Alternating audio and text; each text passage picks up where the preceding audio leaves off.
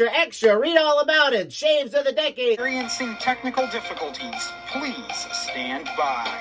It's 1910, 1920. Today on Barber Dave's Barbershop at Home. Over time I noticed there's nothing about this that ever feels quite normal. Kinda like we're always in a free fall. And if I had a time machine, I'd tell you, darling, it's not gonna be so bad.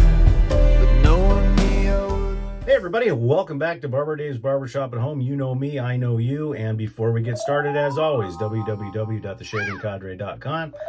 Drinks and Dave's. Our next live episode will be tomorrow at 6 p.m. Pacific. And then right down here, if you'd be so kind to do all that. And then down below, there is the thanks as well. So welcome back to another series, 3 series shaves, Sunday, Monday, and Tuesday, for the Shave of the Decade series that we're continuing. Today we're going to be doing 1910 to 1920. Tomorrow will be 1920 to 1930, and then 1930 to 1940. But here's the thing. We still were not in color yet, and I know some of you can't wait until we get back to color. So shall we set the stage? Okay, now it feels better. Okay, so starting in 1910 and moving forward to 1920, 1930, and everything else. Now understand, between 1910 and 1920 was a tumultuous decade. World War I was going to be starting. Money problems were beginning. Experiencing technical difficulties. Please stand by. The world was at unrest. The Titanic sank. So this was a rough decade. Technical difficulties. Please stand by. Also, people were trying to save money. Now, when I say money, you know, $2 was a lot of money back then. So they weren't going to the barber as much to get shaves. So the straight razors started to kind of wane off. But there was a few people that still used, obviously, straight razors at home. But there was a few intrepid explorers that decided to try something new. Now, this was patented in 1912, hence the reason why it's called 1912. But in all my research, again, internet research, it can be a little off sometimes, this razor itself did not come out until 1922. And that's right, that is the Gem 1912. Now, the way this worked is you pivoted up, and there was a gem blade in there. Or I think back then guys were just using box cutter blades because it's basically the same thing. It's got 2 catch points on it, and you put the blade in there and then lower the cap, and that'll keep the blade in place. But if you notice the blade exposure, now granted there's a lather catcher here, but this was meant to be shaved almost straight on the face, so this acted like a guide. I mean, it was kind of your first attempt at safety razors. Now, believe it or not, this is a 2-piece razor. This handle comes off. I'm not going to take it off right now. This is period specific, by the way. I was able to pick that up some time ago. And these, if you have moles on your face, you won't have them anymore. Good old Major Rich over on the Cadre hates these things because they are fillets. So it's been a while. I have an ever-ready Deco model that was actually produced in the 30s.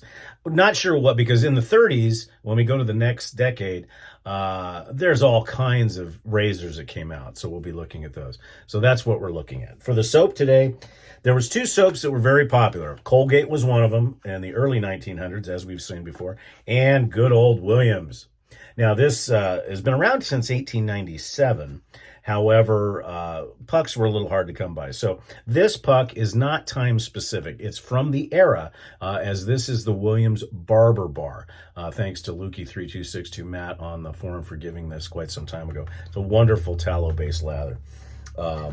For the aftershave, now here's again, a lot of times you'll see Menon and Aqua Velva coming out in the 30s and 40s and stuff like that. However, patents came out in the 1910s, 1920s.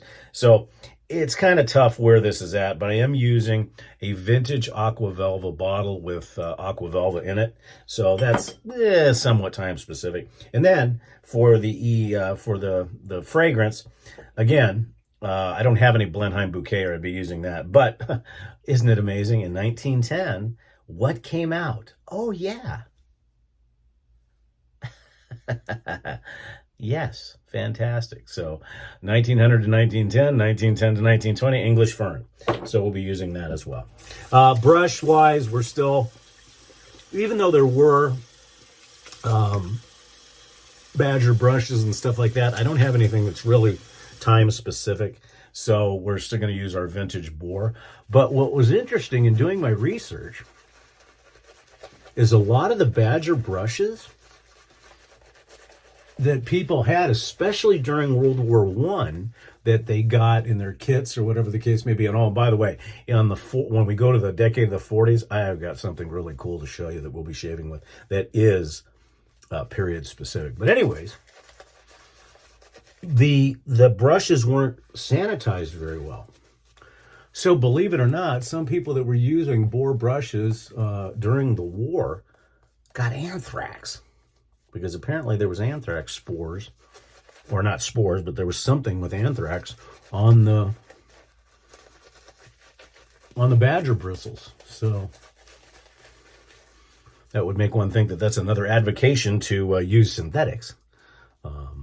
But as you can see, the Williams Barber Bar is comparable to the Colgate as far as overall performance. However, and I know because I got lambasted over on my forum about saying that Colgate was better than Williams. Well, these are two roughly era-specific soaps that were made by the same, with the same ingredients. And I got to tell you, this is good, but the Colgate is better. Sorry, KJ. Sorry, Matt. Okay, I don't know how this shave is going to go, but here's a gem, 1912 model. And we'll see how this goes. And the reason why this was a razor to come out, this was to make it easier for gents to shave at home. Because as you've seen,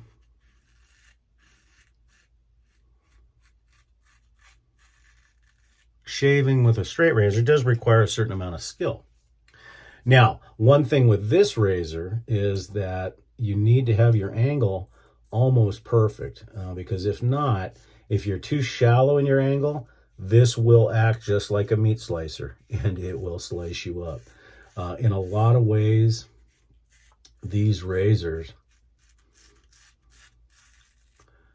were and are every bit as dangerous as a straight. The one thing with these that you can't do, you can't pivot a lot. Where the straight razor, you can pivot and get anything. So like when you have curves in through here, this is where it gets interesting.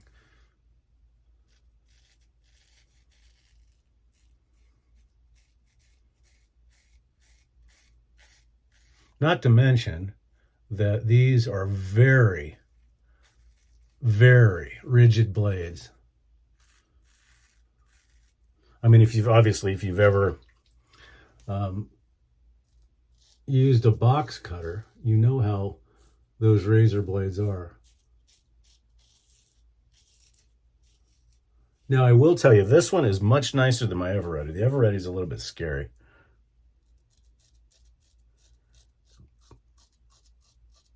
Plus, with this big shovel head lather catcher, it's hard to see exactly where you're at with the blade. So what I do is I back up with the blade until I feel it, and then I come down. And then going around corners or curves, you almost have to do it the same way you do a straight razor, not pivot your wrist, but use your shoulder.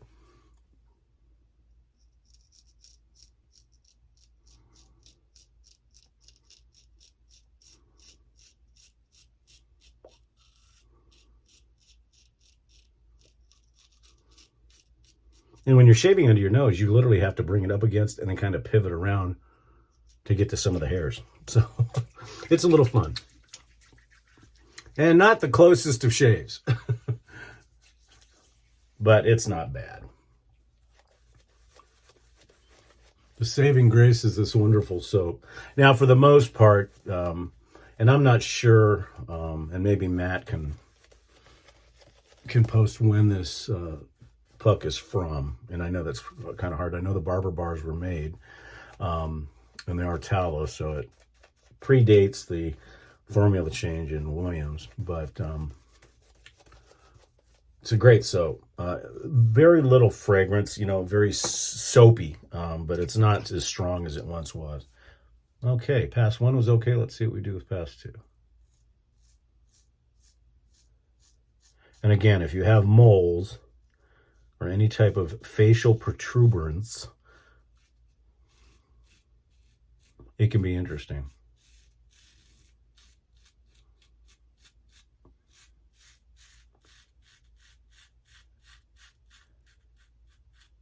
So it's very much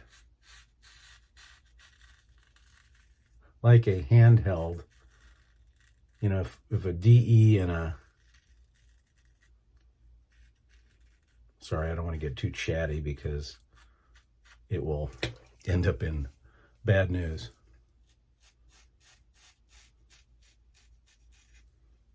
But it's basically as if a straight razor and a DE had a baby, but it's a very old baby.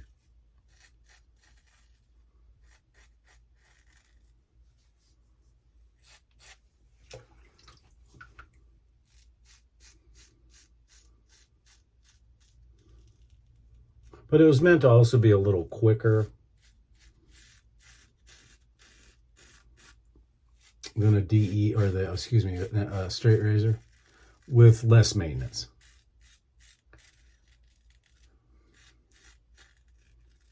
I mean, there were some razors that came out around this time that were called auto strop razors, where the blade was, you know, basically a hardened steel and you honed it, but it auto stropped. I think Chad's got one. I've never shaved with one. They look pretty cool, but I've never had a chance to try one.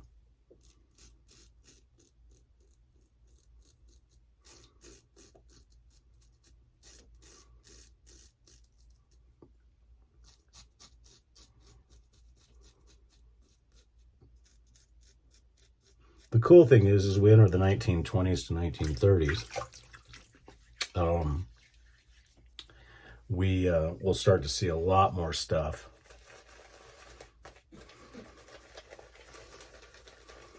And then I'm really excited about our 1960s to 1970s shave. That'll be next week, I think. Let me see, 10 to 20, 20 to 30, 30 to 40, 40 to 50, 50 to 60. Yes, it'll be Tuesday of next week. And that is going to be a tribute shave to the NASA astronauts. And specifically, the time I'm going to be looking at is 1968. Another tumultuous year. And when Frank Borman, Jim Lovell, and Bill Anders went on Apollo 8, which was just a circumnavigation, a figure 8 around the moon, parked themselves in orbit for 10 orbits. But when they got back, it was the first circumlunar navigation of the moon by astronauts. And it saved 1968. And if you read, that's kind of what they say. So I don't want to give you too much, but it'll be a lot of fun. But everything in that shave is period specific, from the clothing all the way to the razor aftershave and everything else.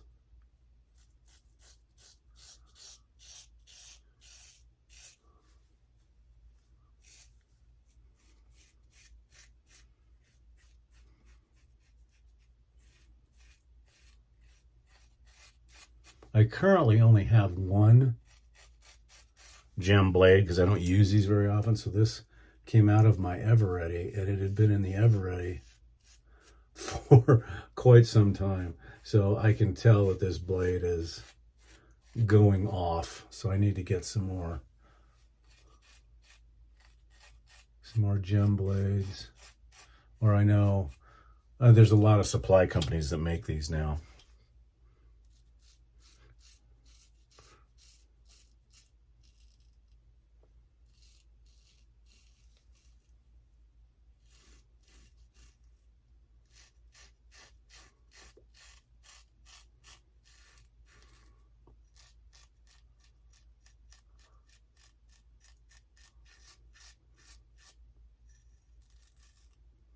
Where I get in trouble with this razor is, as I said, around the chin area. But we'll see how this shave ends up.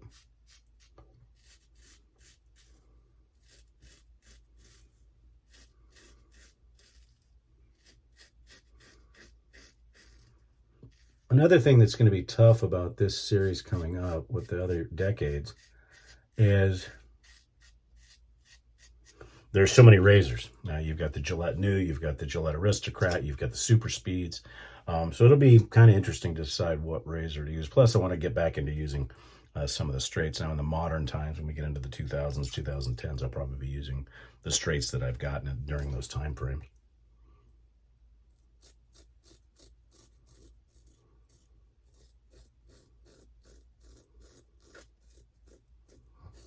Yeah, this blade is definitely going off when I'm doing my fool's pass.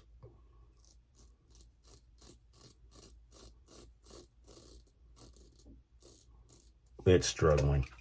Be interesting to see what the alum does. Because like I said, these razors weren't exactly the most efficient, but they did the job. Yeah, there's quite a bit of cleanup. But surprisingly, not as much on my neck as I thought I'd have. And a little bit on the face.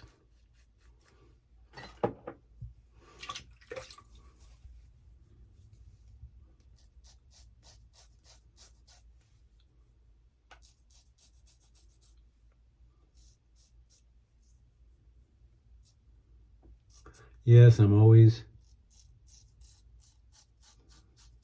searching for that DSBBS shave.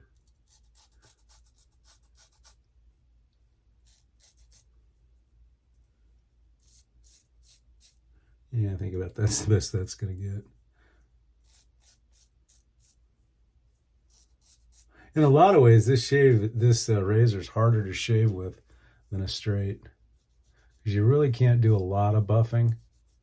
And J-hooking is tantamount to getting killed. So this one,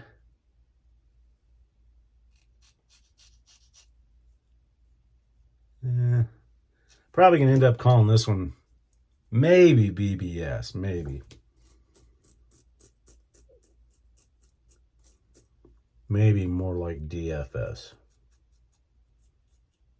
Good shave, but not what I'm used to. But that's okay. I'm not going to kill myself. Although I know you guys want to see the big train wreck. But not a bad shave. Now let's see how the alum feels. Actually, nothing. That's good. I probably could have been a little bit more aggressive in the shave. But when I have gotten aggressive with these type of gem style razors, it don't end too well. So, and this razor came from my shop. I've got a vintage display of razors and handheld clippers and Parasso vintage items, and this was part of that display. So I'll probably take that back home. I don't know. It wasn't bad. I think I may even keep it here. So, and somebody had mentioned something on the forum as far as blooming older vintage soaps.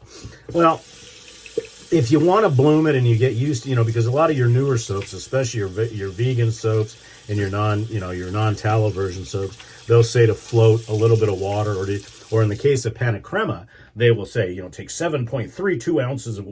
No. If you soak your brush, that's usually enough. Just let it drip a little bit. Don't get it soggy, but you don't need to bloom these older soaps. They will bloom fine. Some people do just out of habit. And that's okay too, but you really don't need to.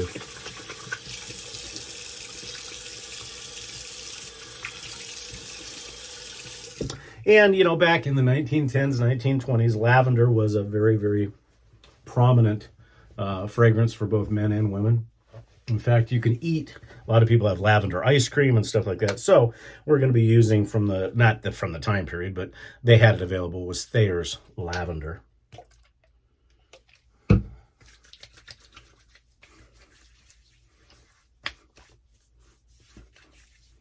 Now, more than likely, a lot of guys would use the Thayer's, any witch hazel for aftershave and then walk out the door. Because at that time, still, any man who wore a fragrance, per se, was considered very effeminate. And, oh well. And to this day, you ask guys if they wear, I've got friends that they don't, you ask them if they use aftershave or they use cologne, and they look at you like, what? Even though their wives are saying, please talk them into it. Please talk them into it. It just doesn't happen. Okay, for the aftershave again, not period specific other than the bottle, I think. I don't know, I'd have to ask Matt on that. But Aqua Velva was available back then. And this is, I cherish this bottle because the label is in perfect shape. The bottle is period specific. And it's just a glass bottle. I mean, glass bottle aftershaves are just wonderful. And of course, the green Aqua Velva was available as well. I don't think the ice blue was out yet. But this stuff is just wonderful.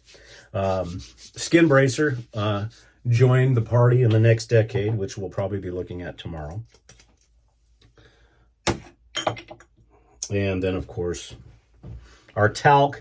Yes, we're going to cheat a little bit because the talc, I don't think English Fern talc was available yet. It may have been, but if you got it, why not? And I don't know if I mentioned this last week, but I'm running low on English Fern, the actual English Fern fragrance, and I'm getting a tad worried. So I started looking online, and then, of course, I found one where they said they had the same bottle for $74. You go on it, nah, it's fake. I mean, it's not even a real website. But I went to a site called Fragrance Revival, and I can put a link down in the comments. But Fragrance Revival actually is a bespoke unit, and these three perfumers, and these are professional perfumers, actually have a list, a library of tons and tons and tons of outdated or no longer made fragrances. And they actually make it for you. And the prices are reasonable. And I've got 2 bottles of English Fern coming. I'll report on that when they get here. Because what they say is if you do not like the fragrance, you call them. They will say, okay, what do you think you need? What can we do? Or if you don't like it, they'll give you your money back. So if you're looking for a fragrance that's long since gone, pretty good chance Fragrance Revival can do it. And because I know one for my spouse was called Sonoma Garden or Savannah Garden, one of those two. It was made by Crabtree and Evelyn, and it was long since gone, and we were able to find it because they have a library list of what they do have by manufacturer, perfume type, stuff like that. And then if you can't find it in that huge library, then you can type it in, and usually it comes, the search engine usually comes back with it. I haven't found one that I've been looking for that I haven't been able to find. So that's kind of cool. Okay, so we did our English Fern talc, and now we're going to do English Fern. And I should have those in the next week or two, so I will report on that, although I may be using it during the week, not on our Shave of the Decades. Now, the Shave of the Decades I am going to put as a playlist once we're done with it. So, all right, folks, I think that's it. So thank you for joining me for 1910 to 1920. Please put in the comments what you liked, what you didn't like. The costumes are getting a little bit less, but a little bit fun too. And that hat that I was wearing for the newsboy thing is actually a pretty cool hat. I'll probably end up using that at some point in time when I'm out driving around. Okay, everybody. Barber Dave here, Barber Dave's Barbershop at Home. We'll see you tomorrow for 1920 to 1930. Have a blessed Sunday, folks, and we'll see you again real soon. And thanks for watching.